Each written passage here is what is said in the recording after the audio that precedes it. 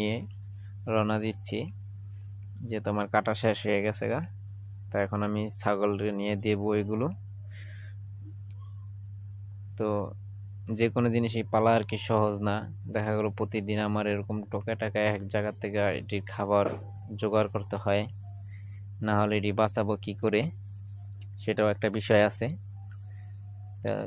তো ফাইনালি আমি চলে আসলাম তো আমার খামারের কাছে।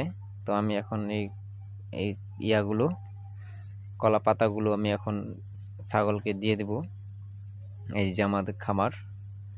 তো আলহামদুলিল্লাহ আল্লাহ দিলে আছে, গোড়া আষ্টেক আছে ছাগল। তো এখন এই কটা দিয়ে আমি শুরু করেছি, যেহেতু এগুলোকে এখন যত্ন নিতেছি।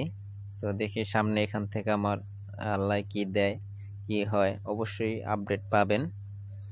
তো তাই এখন আমি এই যে পাতাগুলো বেঁধে দিতেছি। এখন এই যে ছাগলের বাচ্চাগুলো এটি খেবে, তারপরে যে বুড়াগুলো আছে বাড়ি বাঁধা থাকে, তো এই বুড়াগুলোর এখন দিয়ে দেব।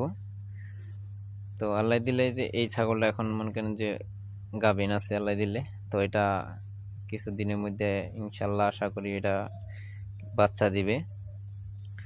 এই দেখেন কি সুন্দর করে আল্লাহ দিলে মাশাআল্লাহ তিনটা একসাথে খাইতেছে। তার একটা আওয়াজ যোগ দিয়েছে।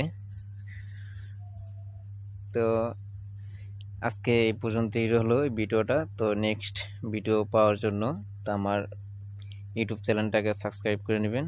তো আল্লাহ হাফেজ, ভালো থাকেন।